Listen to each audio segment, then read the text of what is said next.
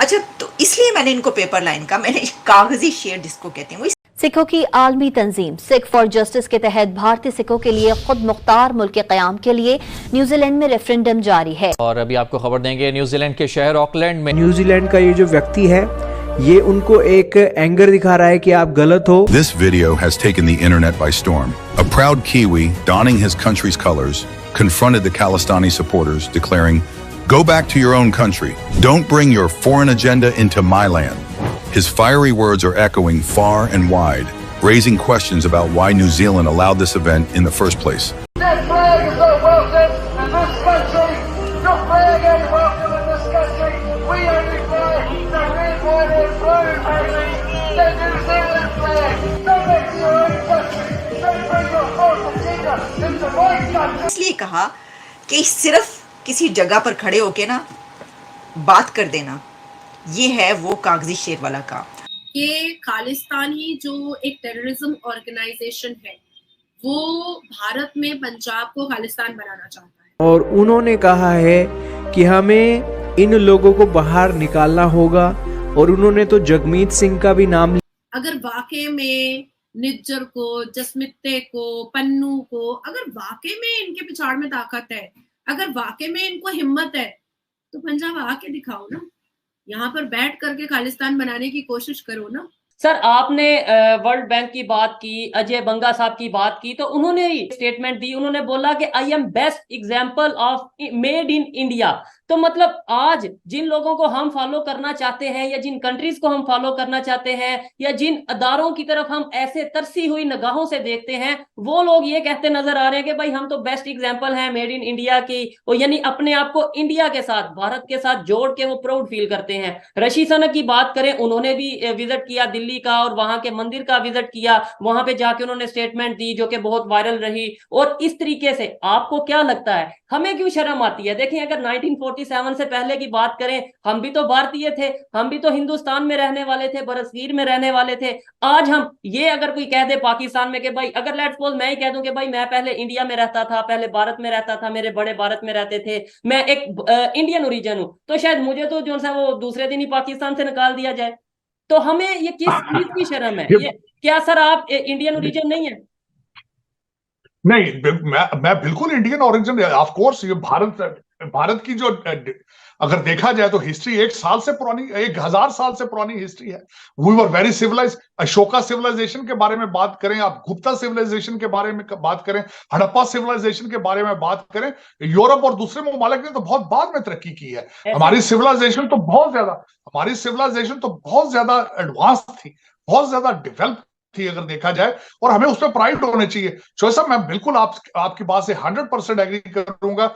आपको पता, जब मैं जहां भी जाता हूं, हमेशा सबसे पहले, ना सिर्फ आप पाकिस्तान की बात करते हैं, मैं तो मंडी बहाउद्दीन की बात करता हूं, जहां से मेरा स्टार्ट है सारा कुछ। मेरी प्राइड है इस चीज के अंदर, मेरी पंजाबी जबान के अंदर प्राइड है। यही इश्यूज हैं, हमारे कई सोशल प्रॉब्लम है पाकिस्तान के अंदर कि हमने पंजाबी को, अपने कल्चर को हम छुपाते हैं। हम समझते हैं कि बेबी इस ये एक हमें लुक बैड और डजंट लुक राइट। और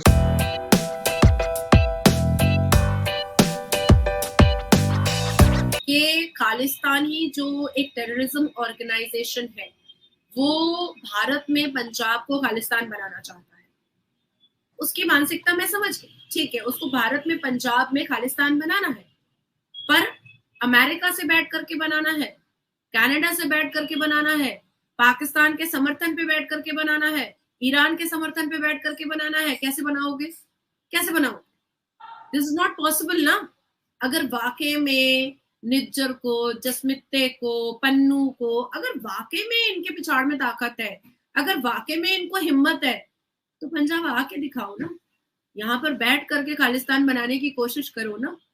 भारत ने, देखो रिबाहा, टू बी वेरी फ्रैंक, और मैं बहुत क्रिस्टल क्लियर बात करती हूँ, ये सबको पता है, भारत ने ऑलरेडी ये नेहरू और जिन्ना की दोस्ती बोलो, या सत्ता की लालसा बोलो, या दुश्मनी बोलो, चाहे वो जो कुछ भी था नेहरू और जिन्ना के बीच में, लेकिन इसमें नुकसान सिर्फ भारत का हुआ था, और जाने सिर्फ हिंदुओं की गई थी।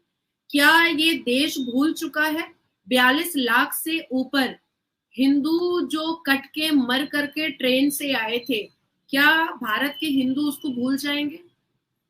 नहीं भूलेंगे। इंदिरा गांधी जी के वक्त में जो साधु स्लॉटर में हजारों साधुओं को मरवाया गया था, क्या वो भूल जाएंगे सनातन धर्म वाले? उसके बाद तमिलनाडु में 1550 के ऊपर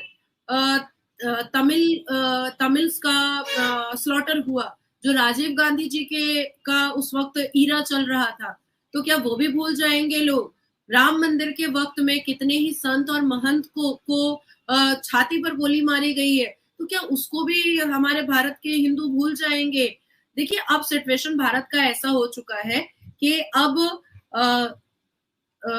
सिख बोलिए, कोई और सनातन धर्म में जितने भी धर्म वाले आते हैं, जितनी भी जाति वाले आते हैं, पंजाबी बोलिए या क्षेत्री बोलिए या यादव बोलिए या पासी बोलिए या ब्राह्मण बोलिए, ये सब अब सिर्फ एक ही भाषा जानते हैं, वो है हिंदू। वो बस एक ही चीज को जानते हैं कि वो हिंदू हैं और इस देश को दोबारा कटने नहीं देंगे। दोस्तों, भारत के मिनिस्ट्री ऑफ एक्सटर्नल अफेयर्स ने एक प्रेस रिपोर्ट जारी की है जिसमें वो ये कह रहे हैं कि हमने बहुत सारी क्वेरीज आई और हमने कहा है कि there are some designated terrorist in Canada. ये रणधीर जायसवाल, श्री रणधीर जायसवाल ने ये कहा, स्पोक्स पर्सन है एमईए के। उन्होंने कहा है जी कि कनाडा के अंदर ये हमें पता चला है कि अर्श सिंह गिल एलियस अर्श दाला जो हैं, जो जिनको खालिस्तान टाइगर फोर्स का डी फैक्टो चीफ भी कहा जाता है, हमें ये पता चला है कि कैनेडियन प्रेस जो है वो इसके ऊपर बात कर रही है। और सुनने में ये भी आया कि ओंटारियो की एक कोर्ट है, उसने इस केस के ऊपर हियरिंग भी शुरू कर दी है। इंडिया ने क्लेम कर दिया है और कहा है कि हमें ये क्योंकि डेजिग्नेटेड टेररिस्ट है तो हमें ये बंदा जो है हमारे हवाले किया जाए। This is what they are saying. So या एक्स्ट्राडाइट करें या डिपोर्ट करें, ये है इंडिया का एक पोजीशन। ये जो अर्श दाला है, ये बेसिकली इसके ऊपर 50 केसेस है मर्डर के, अटेम्प्ट टू मर्डर के, extortion, terrorism, this and that के, और इसके ऊपर रेड कॉर्नर नोटिस भी इशू हुआ है और इसको डेजिग्नेट किया गया था एज एन इंडिविजुअल टेररिस्ट 2023 में। और गवर्नमेंट ऑफ इंडिया ने इसके ऊपर गवर्नमेंट ऑफ से ये रिक्वेस्ट भी की थी कैनेडियन अथॉरिटीज से, बट डिक्लाइन कर दी गई थी। आज इंडिया ने ये क्यों किया? अब इंडिया ये भी कहता है कि हमने एक सेपरेट रिक्वेस्ट भेजी थी कनाडा को under the mutual legal assistance treaty के तहत कि जो अर्श दाला है सस्पेक्टेड रेजिडेंशियल, उसका जो एड्रेस है, उसकी financial transactions, movable immovable property जो है, मोबाइल नंबर्स, जिसे वो कहते हैं ना, हर चीज़ है। सो जो कनाडा का डिपार्टमेंट ऑफ जस्टिस है उसे कहा है कि वो भी हमें इंफॉर्मेशन दे।